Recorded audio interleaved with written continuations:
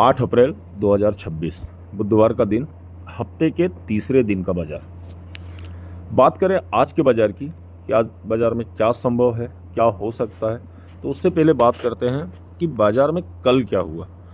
तो देखिए, बाजार में अगर कल देखेंगे या अगर हम बात करें पिछले 2 दिनों में, तो पिछले 2 दिनों में बाजार में लगभग एक जैसे ही मूवमेंट देखने को मिले। लगभग मूवमेंट क्या थे? मूवमेंट थे कि पिछले 2 दिन बाजार जब ओपन हुए, अंतर बस ये था कि मंडे को, सोमवार को बाजार गैप अप ओपन हुए थे, मंगलवार को बाजार गैप डाउन ओपन हुए थे, बुधवार को भी, आज भी बाजार गैप डाउन ओपन हो सकते हैं, जैसा कि अभी ग्लोबल बाजार दिख रहे हैं। मंडे को बाजार गैप अप ओपन हुए थे, वहाँ से फिर बाजार कमज़ोर हुआ। बाजार कमज़ोर होने के बाद 22,550 के आसपास आया। बाजार में वहीं से एक अच्छा मूवमेंट देखने को मिला।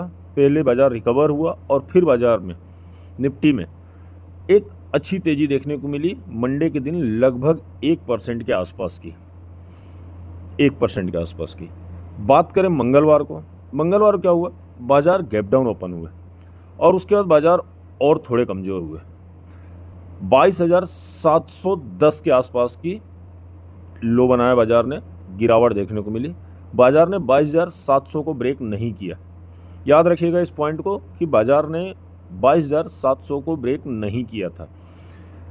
उसके बाद बाजार ने पहले अपने आप को रिकवर किया और फिर बाजार लगभग, निफ्टी लगभग 150 अंक पॉजिटिव बंद हुए।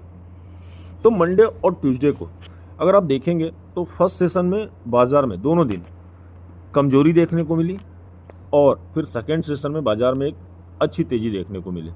अगर बात करें कल निफ्टी में, तो कल निफ्टी 23,120 के आसपास बंद हुआ है, 150 अंकों की तेजी के साथ। बैंक निफ्टी की बात करें, बैंक निफ्टी, ध्यान रखिएगा कि बैंक निफ्टी सोमवार को लगभग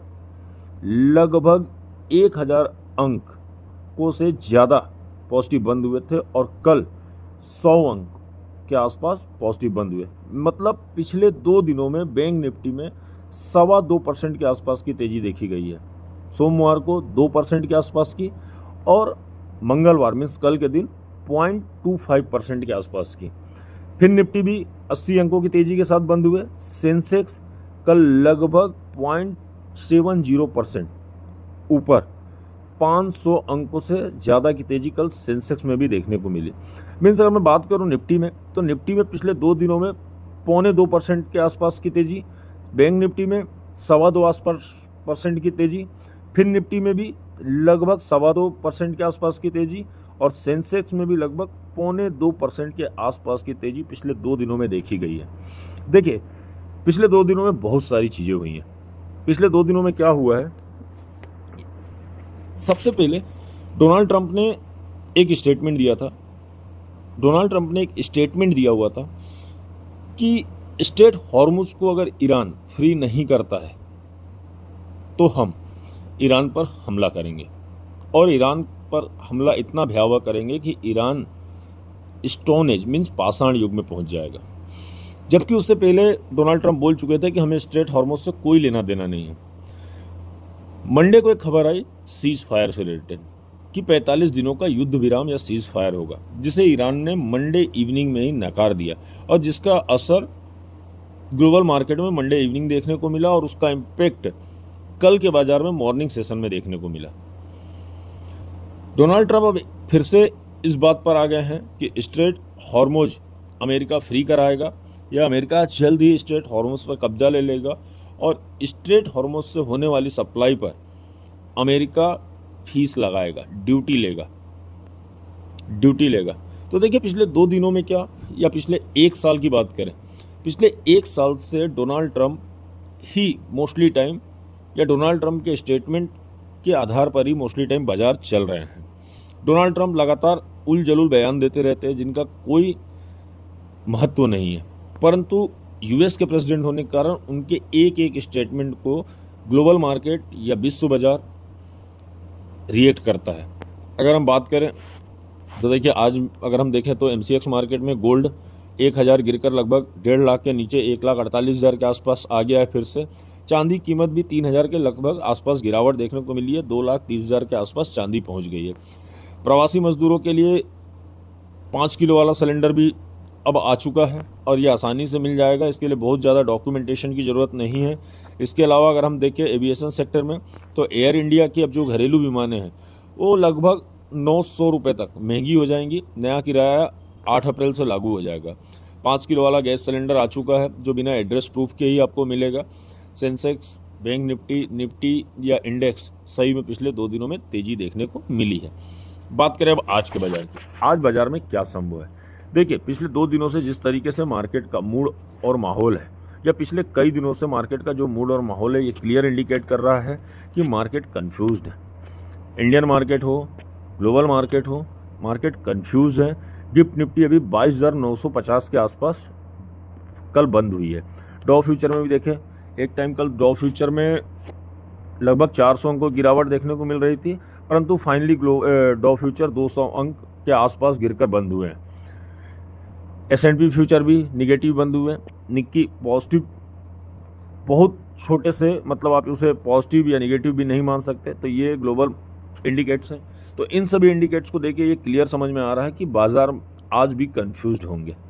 देखिए, वॉर की सिचुएशन है, डोनाल्ड ट्रंप के स्टेटमेंट हैं, कोई भी पॉजिटिव न्यूज़ कहीं से भी नहीं आ रही, और कुछ पॉजिटिव न्यूज़ आ भी रही तो वॉर की न्यूज़ उन सभी पॉजिटिव न्यूज़ को दबा दे रही हैं।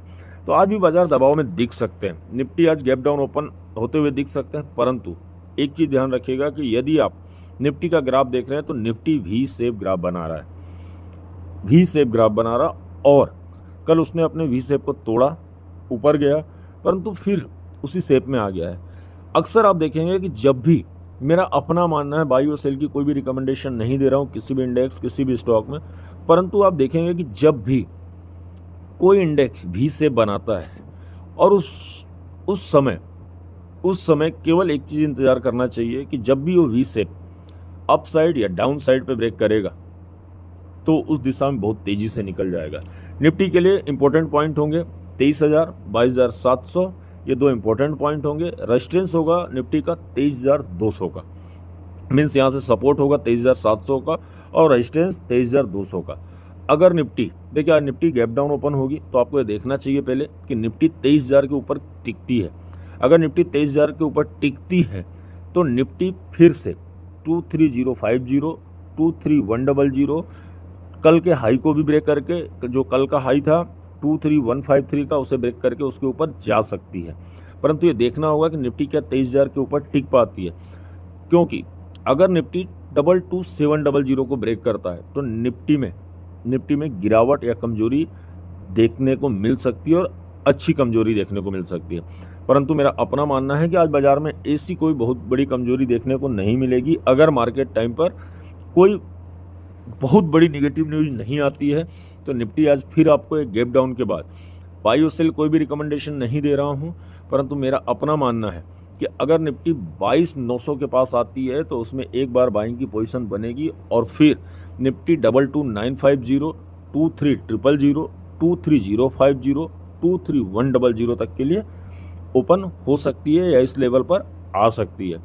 अगेन बोल रहा हूँ, और मैं हमेशा अपने वीडियो में बार बार बोलता रहता हूँ कि index, stock cash, stock option, stock future, MCX market में बाई और सेल की हमारी ओर से कोई भी रिकमेंडेशन नहीं है। बाई और सेल करने से पहले अपने फाइनेंशियल एडवाइजर सलाह ले, अपनी स्टडी बनाएं।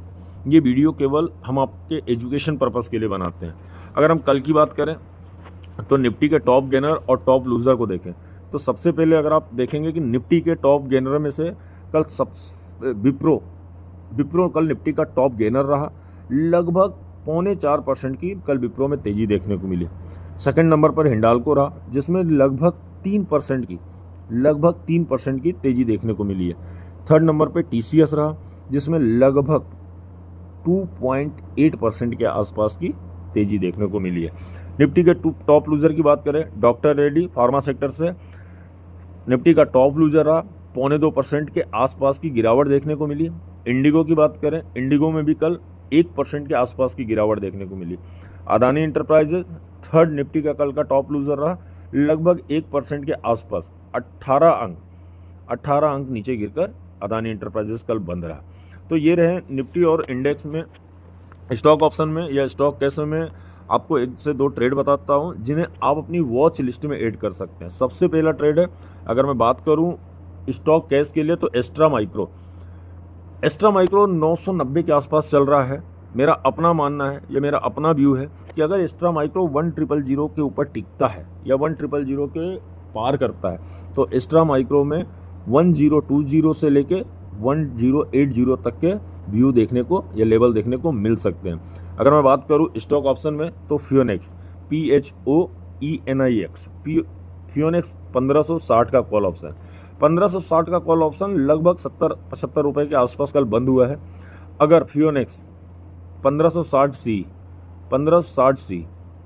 60-70 रुपए के आसपास बंद हुआ है, में एक अच्छा मूवमेंट कैरी करता है, तो ये प्रीमियम 90 रुपए के आसपास तक आसानी से पहुंच सकती है।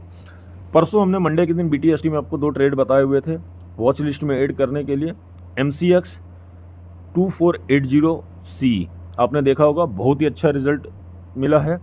150 से लेके 180 तक के एक अच्छे मूवमेंट को पिछले 2 दिनों में MCX 2480 के कॉल ऑप्शन ने ट्रेड किया है। सेकंड ट्रेंड, मैंने आपको एक स्टॉक बताया था जिसने एक बहुत ही अच्छा मूवमेंट दिया हुआ है। 3780 के आसपास हमने रिकमेंड किया हुआ था, 3900 के आसपास तक ये स्टॉक कल पहुंच गया था। तो ये 2 स्टॉक जो हमने BTST में बताए हुए थे, मैं इसलिए आपको कहता हूं कि BTST में दिए हुए स्टॉक या कोई भी स्टॉक अगर हम आपको बताते हैं तो उन्हें आप वॉच लिस्ट में ऐड करें, उन पर एक डीप स्टडी करें। अगर आप उन पर डीप स्टडी करेंगे तो मोस्टली टाइम, चाहे वो बाई के लेवल हो या सेल साइड के लेवल हो, आपको एक अच्छे रिटर्न की संभावना दिख जाएगी। तो आज के लिए बाजार में यही है कि निफ्टी फिर से मॉर्निंग में गैप डाउन ओपन होकर एक शायद अच्छे मूवमेंट को, जैसा पिछले 2 दिनों में हुआ है कि मॉर्निंग सेशन में निगेटिव या कमज़ोर और सेकंड सेशन में पॉजिटिव या अच्छी तेजी, तो हो सकता है कि आज बुधवार को भी लगभग पिछले 2 दिनों के जैसा ही बाजार देखने को मिले। बहुत बहुत धन्यवाद आप सभी को इस वीडियो को देखने के लिए। अगर आपको हमारा वीडियो या हमारी दी हुई जानकारी अच्छी लगती हो तो लाइक सब्सक्राइब हमारे चैनल को जरूर करें और कृपया कर कमेंट जरूर करें और हमें बताएं कि हम और क्या जानकारी साझा कर सकते हैं या बाजार के बारे में अपनी राय जरूर भेजें।